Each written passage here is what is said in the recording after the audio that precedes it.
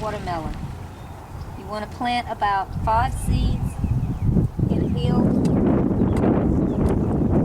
and you want to put it about hose length apart, about 4 or 5 feet. That way you can keep the grass out in between. For the bush snap beans, you want to plant them about 1 inch to 2 inches apart, 3 inches at the most. So you're pretty much going to sprinkle them in the row. If this were pole beans, it would be further apart. We start out with the bush snap beans in the spring. It's because they produce in like 40 or 50 days, where the pole beans take about 60 days. So if you plant the bush beans and the pole beans at the same time, when the bush beans are finishing, the pole beans are just starting on the harvest. These are very good, whether it be snap beans or dry beans, and peas as well, are very good hard time crops because they don't take a lot of fertilizer. You can plant them and actually put no fertilizer because they get their nitrogen from the air. They fix it from the air and put it into the ground. The old Indians used to plant their beans around their corn on the same little mound. So the beans would pull the nitrogen from the air into the ground and feed the corn, which is a heavy feeder. So your beans and your peas, you really don't need to fertilize them to get them to grow. Even if your ground is your soil is poor, you can plant beans and peas and it'll pick up the nutrient level in your ground for the next crop that comes behind them. So these are good crops to plant. I also like to plant 2 rows at a time so you can walk down the center and pick on both sides. But that's up to the person how much they want to plant. They do produce a lot.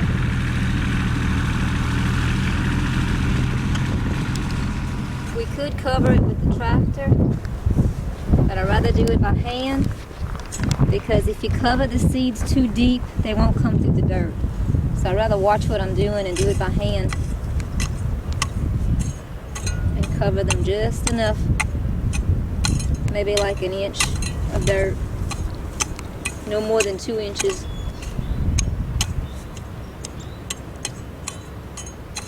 The rain will knock some of the dirt down and it will take a few days for this to come up. Beans and peas come up the fastest, and squashes will break through the ground. You'll see the little sproutlings, where plants like okra will take weeks, at least 3 weeks or so to come up.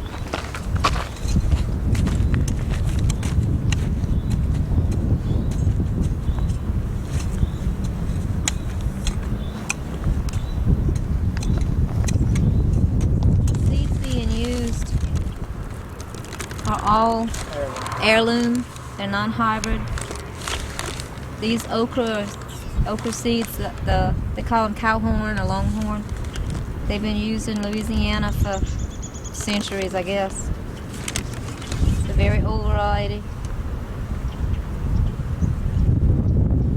The old people used to say they would put them down in the wintertime and they would still come up in the spring as the earliest, because the seed coatings are so hard that it protects the seed.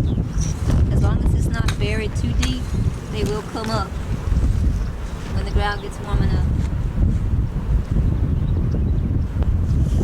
And although I'm planting them about 2 inches apart, we'll eventually thin them to almost 1 foot apart, because it makes a big, almost like a small tree, about that tall.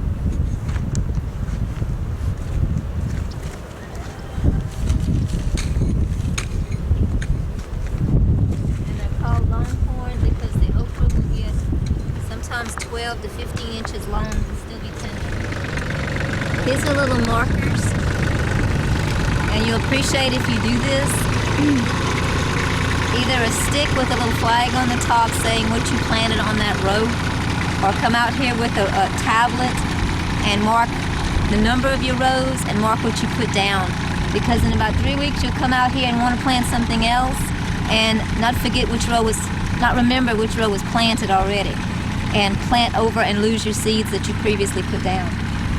So the first two were watermelons, so I put down my sticks for my watermelon. The third one was the bush bean, so I put down my stick for that. The fourth and fifth right here is longhorn okra, so I wrote on there what it is, and there's 2 rows, so I put number 2. The 2 rows of this stuff. And I'm going to stick it down in the ground and mark my spot so that I know these 2 rows are planted. And I won't replant over them before they come up. Our first 2 rows were watermelon. Watermelon is considered a cucurbite family. You don't want to plant 2 cucurbite families side by side because they will cross-pollinate and you will end up with something horrible. So you don't want to put your other cucurbites like a cucumber, your squashes, that vine. You don't want to put them, or cantaloupes or watermelons, you don't want to put them side by side. You have to have at least a few rows in between them so they don't cross-pollinate. If you don't do this, you will end up with a zucchini. Instead of a black zucchini, it will end up being orange, like a pumpkin, because they're not supposed to be beside each other. They will cross-pollinate. Your cantaloupes will not be sweet. They'll taste like a cucumber. So you have to keep these crops divided up into their own little patches, away from each other. So you planted watermelon in the first 2 rows. The second and third, fourth row, you're looking at peas and okra. These are not cucurbites. You can plant them next to each other, they'll be okay. But any of those vine crops of squashes, watermelons, cantaloupes, and cucumbers, you don't want to put them side by side. This is a bush lima bean, and you can plant any of your beans and peas side by side, they don't care.